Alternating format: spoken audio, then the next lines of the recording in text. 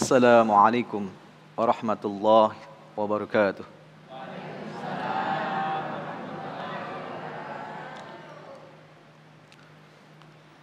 أعوذ بالله من الشيطان الرجيم.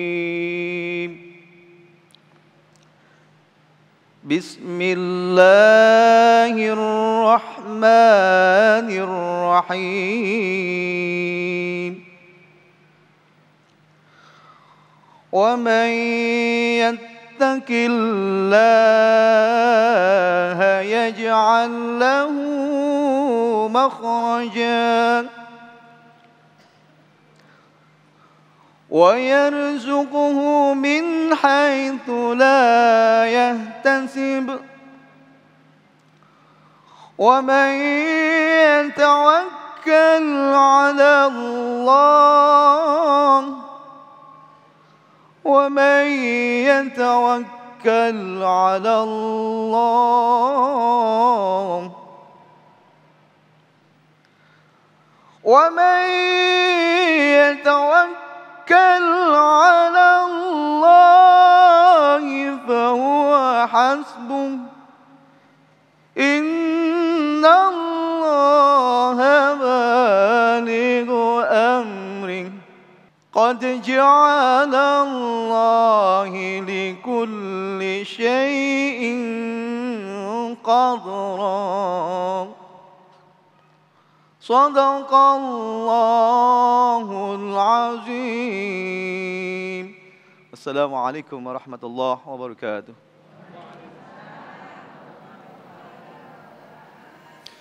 Assalamualaikum warahmatullahi wabarakatuh. Alhamdulillahirabbil alamin.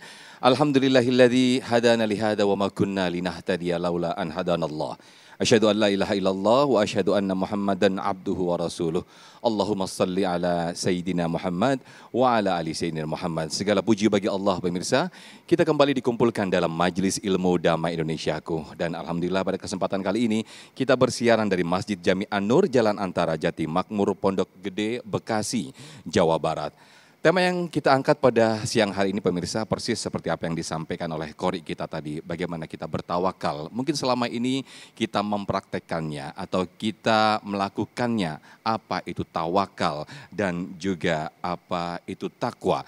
Nah, di kesempatan siang hari ini pemirsa kita akan mendalami lebih dalam lagi makna daripada takwa dan tawakal itu sendiri. Alhamdulillah pemirsa, guru-guru kita yang sudah hadir di tengah-tengah kita nanti akan membimbing kita bersama-sama, akan memberikan tausiah kepada kita semuanya. Ada Kiai Haji Haris Hakam dan juga Gus Hayid nanti akan menyampaikan tausiah kepada kita semuanya. Di segmen satu ini pemirsa, Kiai Haji Haris Hakam akan menyampaikan tentang makna takwa. Inilah Damai Indonesiaku. Selamat mengikuti.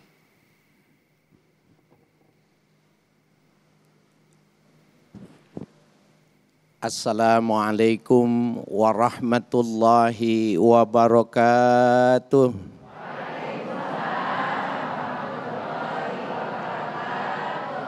Bismillahi wahdah. Nahmaduhu hamdan yuwafi ni'amahu wa yukafi mazidah. Subhanalladzi 'allamal insana hatta 'alimahu wa wahhadah. Wa nusalli wa nusallimu ala nabiyyina Muhammadin sallallahu alaihi wasallam dzil khaudi wasyafa'ah wa ala alihi wa sahbihi du'ati bil Qur'ani was sunnah amma ba'du. Gus Hayid yang berbahagia, Ustadz Sofyan yang berbahagia, Bapak-bapak, ibu-ibu, para asatiz yang hadir di Masjid An-Nur Pondok Gede Bekasi. Alhamdulillah pada siang hari ini kita berkumpul dalam rangka menyisihkan waktu untuk tafaqquh fiddin, mencari wawasan keagamaan, mengulang kembali yang pernah kita mempelajarinya. Dan pada segmentasi ini saya sesuai dengan arahan dari host kita akan membicarakan apa yang dimaksud dengan takwa. Bapak Ibu hadirin sekalian dan para pemirsa Damai Indonesiaku dimanapun Anda berada, takwa itu tidak bisa dirumuskan dengan satu definisi. Jadi kalau kita lihat ada lampu kristal, maka gambaran takwa itu seperti lampu kristal. Lampu bulat bundar terdiri dari kristal itu, itulah gambaran tentang takwa. Orang yang ada di sekelilingnya kalau ditanya apa warna lampu ini, mereka ada yang mengatakan ungu, ada yang bilang warnanya merah, ada yang bilang warnanya hijau. Tergantung dari pantulan warna yang diterima oleh kristal itu. Jadi orang kalau berbicara tentang takwa, membicarakan sesuatu kata tetapi liputannya sangat meliputi banyak hal. Sehingga kita bisa lihat para fuqaha, para ahli hukum syariat itu mendefinisikan takwa itu menurut perspektif ilmunya. Mereka mengatakan takwa itu imtithalu awamirillah wajtinabun nawahi. Melaksanakan perintah Allah dan menjauhkan larangan Allah, itu namanya takwa. Apakah itu maknanya satu-satunya takwa? Bukan, itu salah satu dimensi, salah satu bagian ketika perintah Allah dilaksanakan, larangannya ditinggalkan, maka dia sudah menjalani thariqat takwa, jalan menjadi orang yang takwa. Ada lagi yang mengartikan bahwa takwa itu adalah hifdzur ra'si wa mawa'a. Orang yang takwa itu orang yang bisa memelihara kepala dan yang di sekitar kepala. Apa yang di sekitar kepala? Orang kalau takwa maka dia akan jaga matanya. Mana yang boleh dilihat, mana yang tidak boleh dilihat. Mana yang boleh didengar, mana yang tidak boleh didengar. Mana yang boleh diucapkan, mana yang tidak boleh diucapkan. Mana yang boleh dicium dan mana yang tidak boleh dicium. Jadi makna takwa begitu sangat meliputi. Nah oleh karena itu Bapak Ibu sekalian yang berbahagia, ketika perintah takwa ini turun, ittaqullaha haqqa tuqatih wa la tamutunna illa wa antum muslimun. Ini jadi wasiat takwa, khotib Jumat wajib menyampaikan ini. Kalau dia khotib Jumat tidak menyampaikan wasiat takwa, khotibnya harus diulang.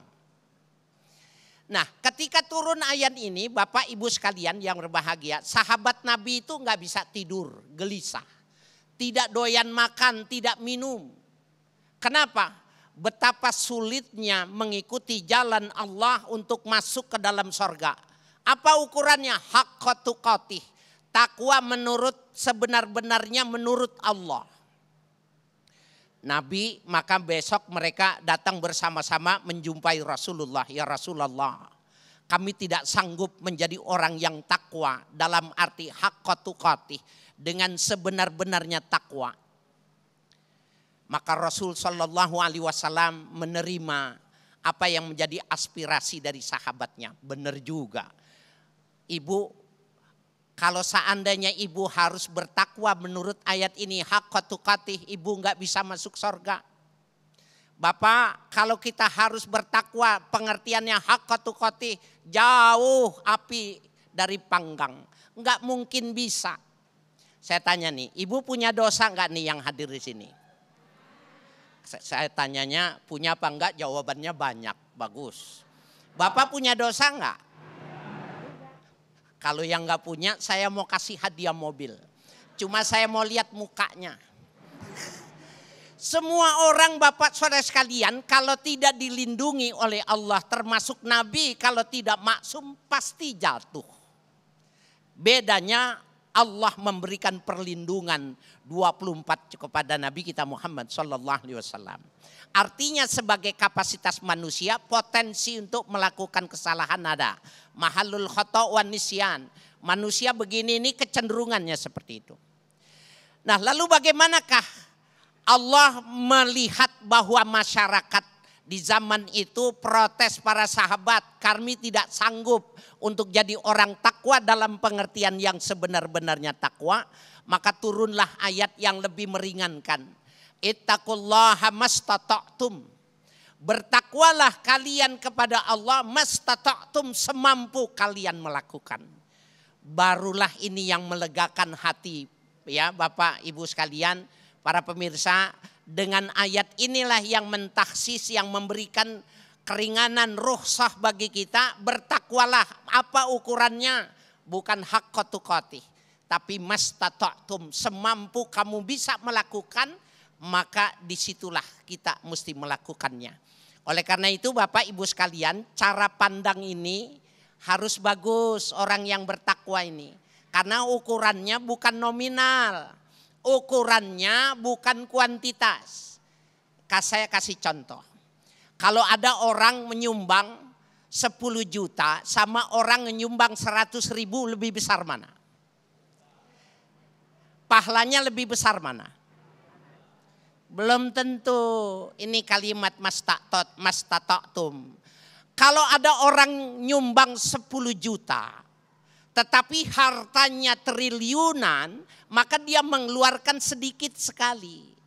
Orang nyumbang 100.000 tapi kerjanya keliling, jual daun pisang keliling setiap hari untuk keluarga, hanya lebih 1.000 rupiah. Maka diambil 1.000 rupiah, dikumpulkan sampai 100.000 disodakokan. Orang yang nyumbang 100.000 lebih besar di hadapan Allah ketimbang yang 10 juta. Itu maknanya mastata'tum. Nih Bapak nih yang suka melakukan, bukan Bapak sini maksudnya, ini yang di Afrika. Begini, kalau pergi pakai sepatu, bekerja pakai sepatu dandan, mau sholat mampir ke masjid, rest area. Sepatunya yang mahal dibuka, kemudian pakai sendal jepit. Ya, pakai sendal jepit. Ternyata keluar dari masjid, sendalnya, sepatunya hilang. Maka sendal yang miring, yang jelek itu dipakainya. Ini harganya 3 juta, ini harganya berapa? Tapi dosanya lebih besar orang ngambil sandal jepit. Karena yang sandal jepit punya orang miskin hanya satu-satunya yang dia punya itu tadi.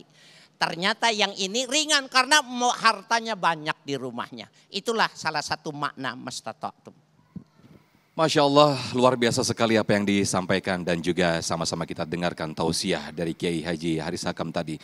Betapa kita diingatkan kembali bahwa makna takwa itu sendiri adalah bukan hanya takwa yang sekedarnya, namun ma istata'tum, semaksimal mungkin seperti tadi digambarkan bagaimana seorang bersedekah dengan 100 juta dibandingkan dengan 10 juta, melihat bagaimana latar belakangnya, Allah mengukur dari situ. Lalu bagaimanakah kita setelah kita bertakwa, lalu kita pasrahkan ke Allah Subhanahu wa Ta'ala dan kita bertawakal kepadanya. Insya Allah di segmen kedua kita akan mendalami makna apa itu tawakal yang akan disampaikan oleh Gus Hayid di segmen kedua nanti. Tetaplah di Damai Indonesiaku, kami akan kembali usai jeda.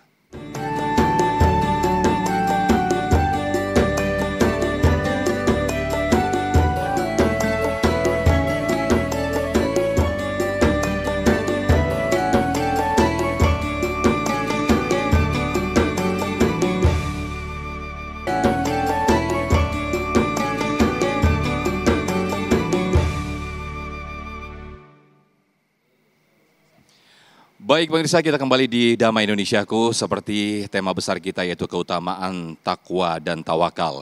Seperti yang kita dengarkan di segmen 1 tadi, sama-sama kita mendengarkan tausiah dari Kiai Haji Haris Hakam bagaimana kita memaknai takwa itu sendiri. Nah di segmen kedua ini pemirsa, Gus Hayid akan menjelaskan kepada kita apa itu makna daripada tawakal. Apakah tawakal bagian daripada pendalaman kita untuk bertakwa kepada Allah Subhanahu wa Ta'ala? Gus Hayid akan menjelaskan kepada kita semuanya. Selamat mengikuti.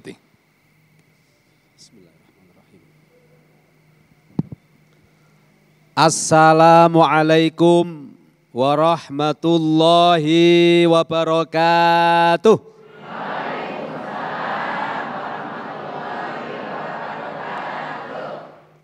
Alhamdulillahi rabbil alamin, wabihi nasta'inu ala umurid dunya waddin, wassalatu wassalamu ala rasulillah Sayyidina wa maulana Muhammadin wa ala alihi wa ashabihi wa manittaba'al huda ila yaumiddin, amma ba'du.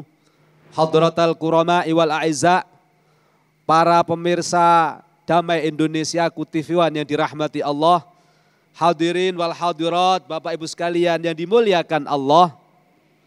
Kita bersama-sama telah mendengarkan nasihat yang terbaik dari guru kita Kiai Hakam yang menjelaskan tentang takwa. Dan nasihat terbaik itu adalah bagaimana cara kita senantiasa merasa berada dalam pengawasan Allah, berada dalam muraqabatullah dengan ketakwaan kita.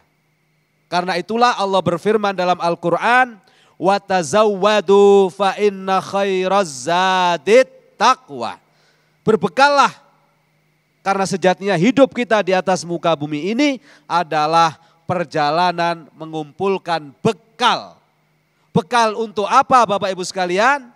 Bekal untuk hidup abadi kita di akhirat kelak. Dan apa bekal terbaik itu?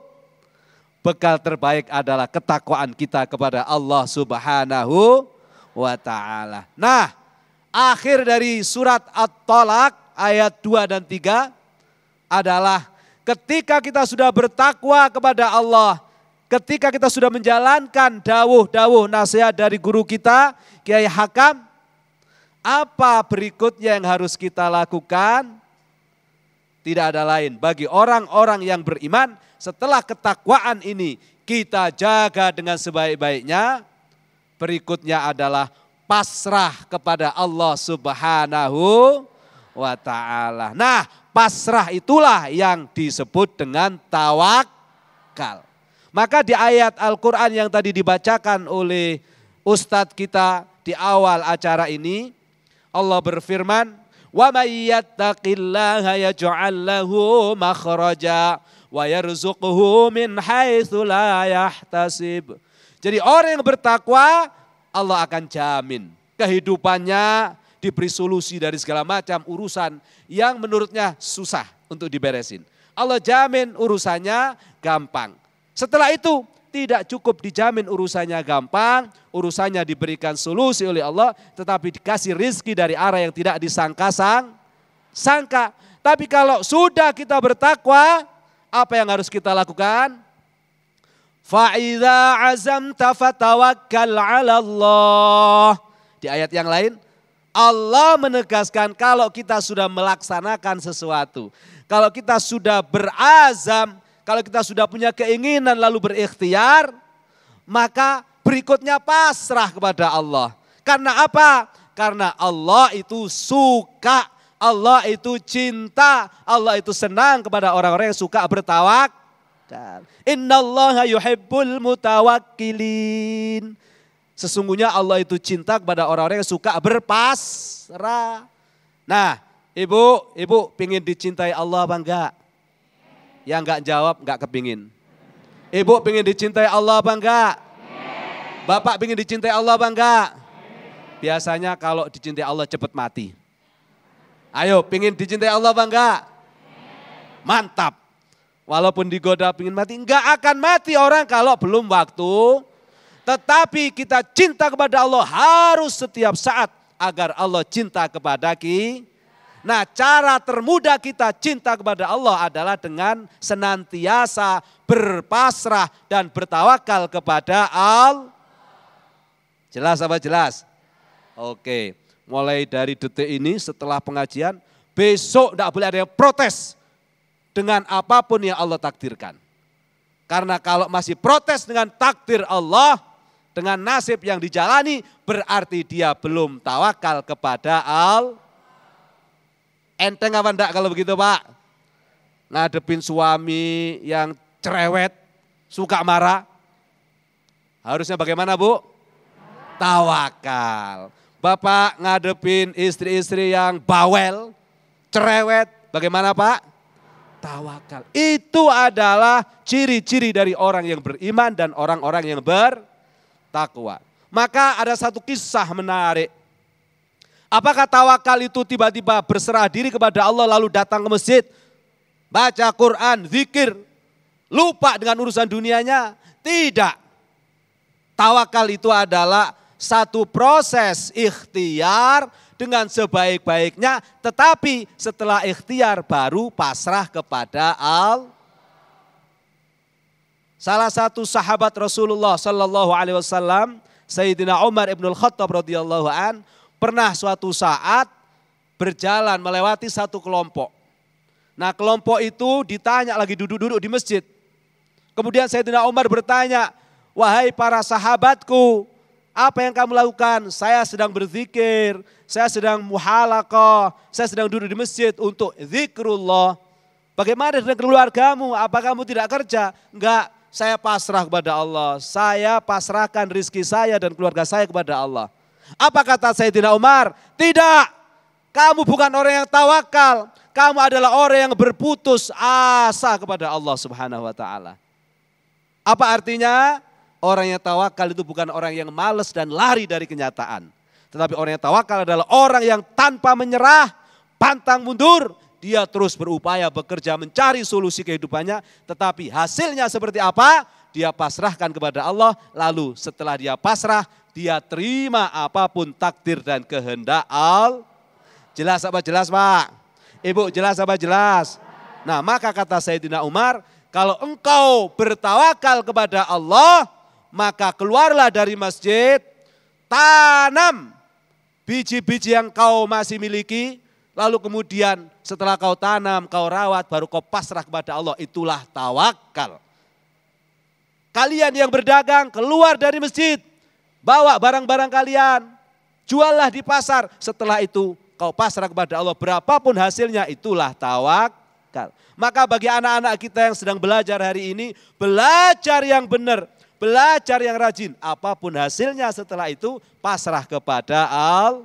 Yang kuliah hari ini, kuliah yang benar, belajar yang benar. Setelah itu dapat kerja atau tidak, pekerjaannya sesuai dengan jurusan kuliahnya atau tidak, itu urusan Allah. Jelas apa jelas? Alhamdulillah. Ada cerita lagi yang lain. Ada namanya Imam Syaqiq Al-Balkhi. Ini seorang waliullah besar. Di zamannya waliullah besar Ibrahim bin Adham atau Ibrahim bin A'zam. Syaqiq Al-Balkhi ini muridnya Ibrahim bin A'zam. Satu saat beliau datang kepada gurunya, "Guru, saya tolong dinasehati. Saya ingin bekerja. Bagaimana caranya bekerja biar lancar dan mendapat ridho dari Allah?" Apa jawabnya dari Ibrahim bin A'zam? "Keluar kau, bekerja." Baru 3 hari bekerja dia kembali. Setelah kembali ditanya, "Kau kenapa? Kok baru 3 hari sudah kembali?" Kata Syaqiq Al-Balkhi, "Saya lihat tadi ada burung kecil, sayapnya patah, ternyata didatengin burung besar, dicucu, dikasih makan oleh burung besar. Maka sejak itu saya percaya pasti Allah akan menjamin rezeki saya." Apa kata gurunya Ibrahim bin A'zam? Beliau mengatakan, "Kau salah. Pergi lagi kau berangkat kerja." "Kok bisa guru?" "Iya, memang burung kecil itu dijamin oleh Allah, tetapi bukannya burung besar itu jauh lebih mulia, sebagaimana sabdanya Rasulullah, al-yadul ulya khairum minal yadis sufla." Tangan di atas jauh lebih besar. Oke, kalau begitu berarti kamu harus selalu berikhtiar dan berpasrah kepada Allah dengan menjadi orang yang menebar cinta dan kasih sayang, menebar untuk kemaslahatan orang banyak dengan ilmumu, hartamu dan seterusnya. Maka sejak itu Ibrahim bin A'zam mengatakan, tawakal terbaik adalah setelah kita bekerja, syukur-syukur dari pekerjaan kita, harta itu kita bagikan kepada orang-orang yang membutuhkan. Itulah tawakal yang Allah janjikan sebagai kelompok orang-orang yang dicintai oleh Allah Subhanahu wa ta'ala. Nah, kalau takwa dan tawakal sudah dikawinkan, tempatnya kita insya Allah surga. Makanya tidak boleh dipisahkan antara takwa dan tawakal. Maka itulah Allah menjanjikan, فَمَنْ يَتَوَكَّلْ عَلَى اللَّهِ فَهُوَ حَسْبُهُ. Barang siapa yang tawakal kepada Allah, pasrah kepada Allah, maka dia akan berada dalam jaminan Allah Subhanahu wa ta'ala. Amin. Allahumma. Amin, amin. Masya Allah, luar biasa apa yang disampaikan oleh Gus Hayyid. Nah pemirsa, di segmen ketiga dan juga 4 ini kita akan buka sesi dialog. Akan kita buka tanya jawab yang insya Allah para jamaah yang ada hadir di sini. Pasti saya yakin banyak pertanyaan mengenai makna takwa dan tawakal itu sendiri. Usai jeda pemirsa, Damai Indonesiaku akan kembali sesaat lagi.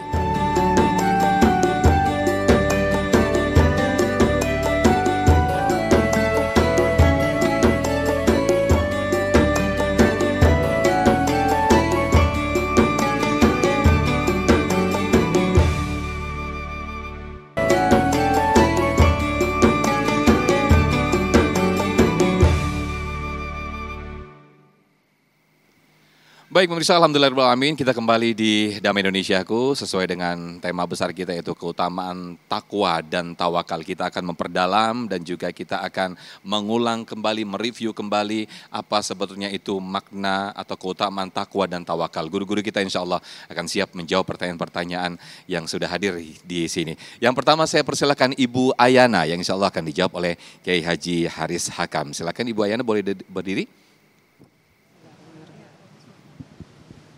Assalamualaikum warahmatullahi wabarakatuh. Waalaikumsalam warahmatullahi wabarakatuh. Nama saya Ibu Ayana. Saya mau bertanya Ustadz, sebagaimana kita manusia yang penuh dosa dan banyak dosa, bisa nggak sih kita meraih kesempurnaan takwa? Sekian, makasih. Assalamualaikum warahmatullahi wabarakatuh. Waalaikumsalam, Masya Allah. Terima kasih Ibu Ayana. Untuk pertanyaannya silakan Kiai Haris Hakam. Baik Ibu sekalian yang berbahagia, Bapak-Bapak dan para pemirsa dimanapun Anda berada. Kalau pertanyaannya sebegitu sebenarnya secara otomatis dosanya akan hilang. Di dalam salah satu ayat Allah Subhanahu wa taala berfirman, in tattaqullaha yaj'al lakum furqana wa yukaffir ankum sayyi'atikum wa yaghfir lakum. Kalau kalian bertakwa kepada Allah, Allah akan jadikan furqan. Jadi ketakwaannya itu bisa menjadi pembeda. Jadi Allah kasih ilham di dalam hati untuk bisa membedakan mana yang baik, mana yang jelek. Mana yang mesti dilakukan, mana yang tidak. Nah, furqan itu, pembeda itu secara otomatis Allah berikan kalau Ibu Ahyana menekankan ketakwaan dalam kehidupannya. Kemudian ayat itu mengatakan wa yukaffir ankum sayyi'atikum. Allah hapus kesalahan-kesalahan Ibu kalau bertakwa. Wa yaghfir lakum, dosa-dosa Ibu dihapus semua. Yang enak habis itu Ibu mati. Ya. Ya kan? Udah bersih. Enggak, maksudnya nanti. Bapak Ibu sekalian yang berbahagia, jadi tadi saya katakan, jadi merumuskan takwa itu rumit. Paling tidak Ibu laksanakan yang diajarkan oleh fuqaha. Kerjakan yang diperintahkan oleh Allah, jauhkan yang dilarang. Ibu sudah dalam pengertian muttaqin, orang yang bertakwa. Terus Ibu bertahan terus, maka nanti ada ilham yang diberikan kepada Ibu. Ibu bisa, oh ini bagus, ini tidak bagus. Ini najis, ini tohir, ini suci. Ini mesti saya lakukan, ini saya jauhkan. Itu namanya furqan.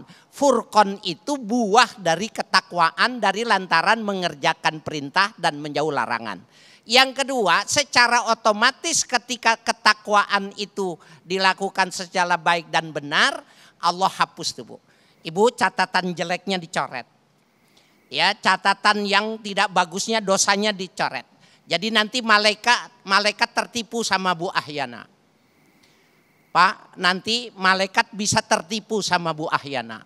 Kata malaikat nih, orang ini melakukan kesalahan ya Allah. Baik, buka catatannya. Dibuka sama malaikat, enggak ada. Catatannya enggak ada, bersih semua.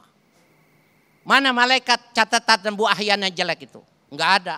Tapi saya emang dia yang ngerjain kata dia. Dia ingat gitu, emang dia gitu. Tapi mana catatannya? Nah, jadi secara otomatis dosa Ibu, kesalahan Ibu otomatis dihapus.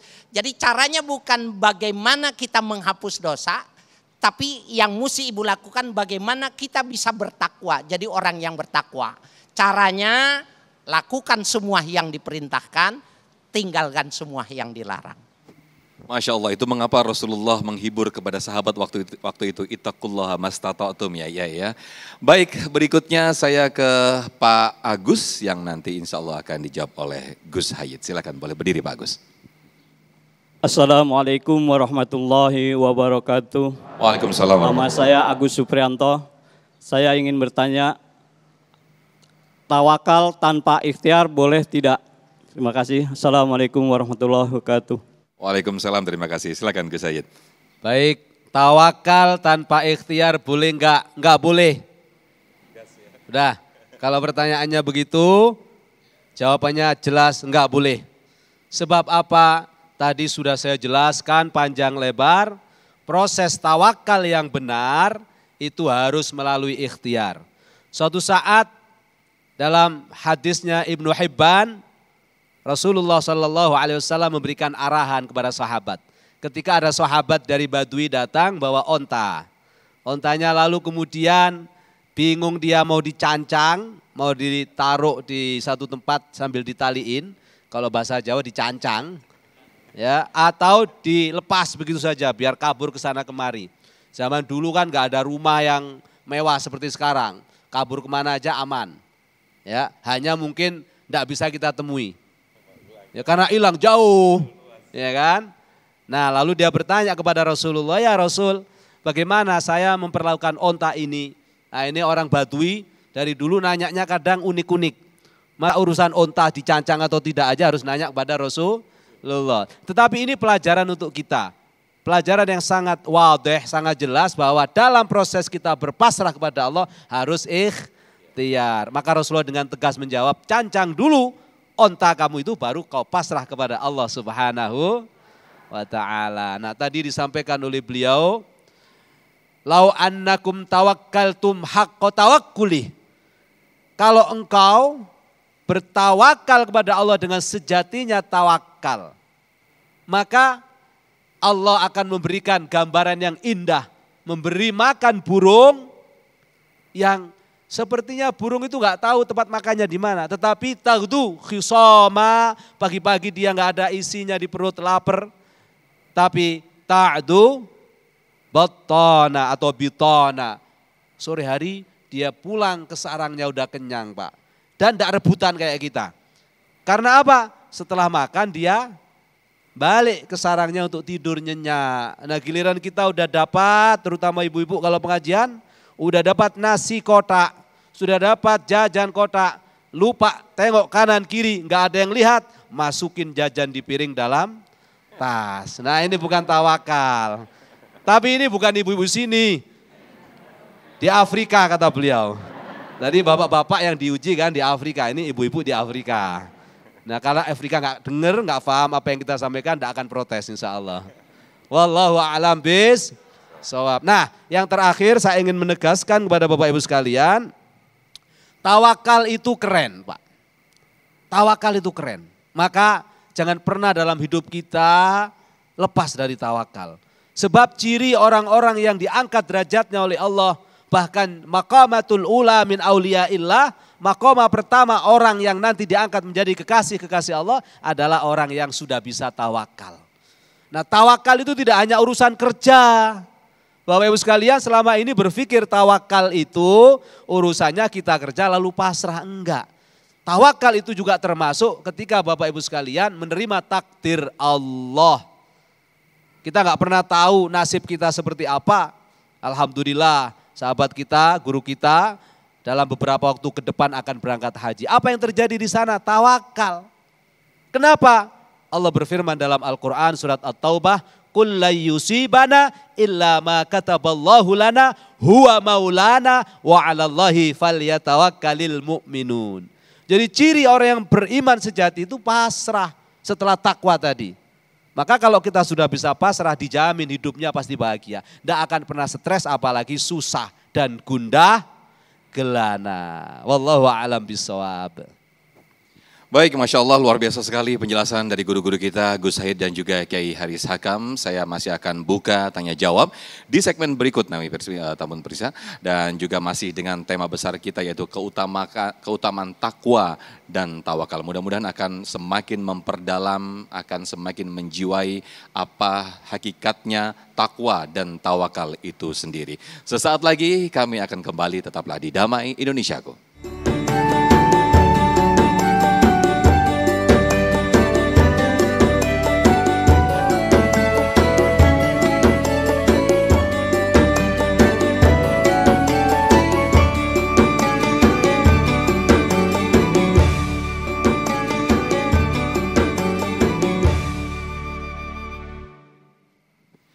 Baik pemirsa, kita kembali dalam Indonesiaku dengan tema besar kita keutamaan takwa dan tawakal. Masya Allah, luar biasa penjelasan dari guru-guru kita Yai Haris dan juga Gus Haid tadi.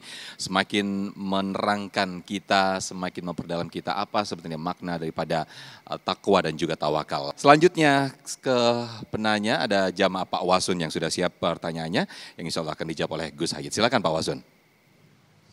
Assalamualaikum warahmatullahi wabarakatuh. Waalaikumsalam warahmatullahi wabarakatuh. Nama saya Waslun Soeharto, tinggal di RT 4 Jatimakmur. Mohon dijelaskan tentang takwa dan tawakal menurut ahli sunnah wal jamaah. Pemahaman salafus soleh. Mohon pencerahannya Ustaz. Terima kasih. Waalaikumsalam warahmatullahi wabarakatuh. Waalaikumsalam. Wah ini bisa panjang nih Gus Zaid. Monggo Gus Zaid. Baik, terima kasih. Bagaimana penjelasan takwa dan tawakal menurut as-salafus saleh. Tadi yang kita bahas dari A sampai Z tadi itu ya penjelasan tawakal menurut as-salafus saleh. Cerita tentang bagaimana Sayyidina Umar, cerita tentang bagaimana Ibrahim bin A'zam, Syaqiq al-Balkhi tadi itu adalah cerita as-salafus saleh. Maka kesimpulannya begini Pak. Takwa adalah asas kulli khairat. Takwa itu dasar setiap kebaikan. Kalau Bapak Ibu sekalian dalam hidup ini ingin baik, maka dasarnya adalah takwallah. Takwa kepada Allah. Tadi disampaikan oleh guru kita Kiai Hakam, apa takwallah itu? Apa takut kepada Allah atau takwa kepada Allah itu? Menurut ulama fikih, takwa adalah imtithalul awamiri wa jitinabun nawahi. Pokoknya Bapak Ibu sekalian mengerjakan semua perintah Allah, menjauhi larangan Allah itu takwa menurut salafus saleh. Menurut ulama tasawuf, apa takwa itu? Setiap pikiran, tindakan, amalan yang muta'alliqun billah fahuwa takwa. Jadi dalam aktivitas kita, kehidupan kita enggak boleh terbersit sedikit pun kecuali ingat kepada Allah. Ini lebih berat. Bapak mau ke kamar mandi, ingat siapa? Kamar mandi. Ya kan? Nah tapi kalau Bapak takwa Allah menurut ahli sufi, mau ke kamar mandi ingat kepada Allah. Bagaimana ke kamar mandi ingat kepada Allah? Ya Rasulullah ngasih contoh, mau ke kamar mandi baca doa. Apa doanya? Allahumma inni a'udzubika minal hubuthi wal khaba'is. Pinter semuanya. Setelah di kamar mandi masih ingat gak sama Allah? Ingat. Hanya gak boleh zikir bil lisan. Hatinya ingat kepada Allah. Gak boleh macam-macam di kamar mandi. Karena ada ibu yang macam-macam di kamar mandi. Ada bapak-bapak juga lebih macam-macam lagi di kamar mandi. Gak boleh ingat kepada Allah. Apa ingatnya? Subhanallah. Ternyata kotoran semua dibuang sama Allah. Kencingnya dibuang sama Allah sebagai bentuk dari pembersihan penyakit dalam diri. Maka setelah keluar dari kamar mandi apa yang dibaca? Doa. Ingat lagi kepada apa doanya? Alhamdulillahilladzi azhaba anil adza wa afani. Subhanallah. Mau masuk ingat, keluar ingat. Itu baru ke kamar mandi, apalagi mau Itulah takwallah yang sejati menurut Al-Quran dan Sunnah serta menurut para salafus saleh. Ini baru takwa. Tawakal apa? Lebih-lebih. Kalau sudah tawakal itu tadi contohnya jelas sekali. Orang gak bisa makan, gak bisa minum. Kalau sudah Allah jamin selesai, pasti sampai. Apalagi ibu-ibu. Kalau gak anaknya lulus di sana berarti gak cocok. Jangankan anak lulus kerja. Jodoh pun kalau di depan mata udah lamaran kok nggak jadi, alhamdulillah. Mungkin orang itu jauh lebih baik nggak jadi mantunya daripada diterusin, tapi di kemudian hari ada masa.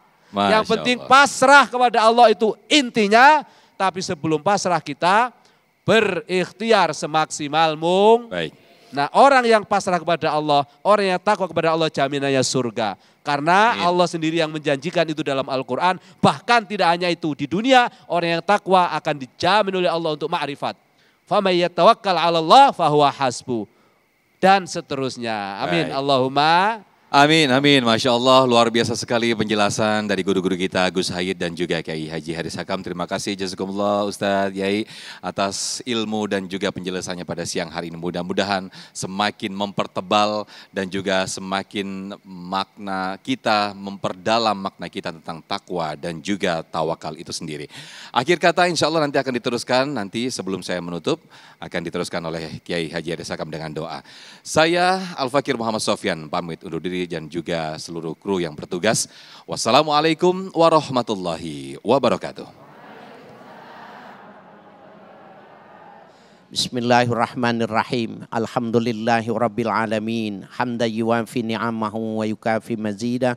Allahumma antal awwalu falaysa qablaka syai' wa antal akhiru falaysa ba'daka syai' wa antal zahiru falaysa fawqaka syai' wa antal batinu falaysa dunaka syai'. Falakal hamdu la ilaha illa anta subhanaka inna kunna minadh zalimin. Masya Allahu kan wa man lam yasha lam yakun. La haula wa la quwwata illa billahil aliyil azim. Allahumma ja'alna minal ladzina yastami'una al-qawla fayattabi'una ahsana. Walhamdulillahi rabbil alamin. Amin.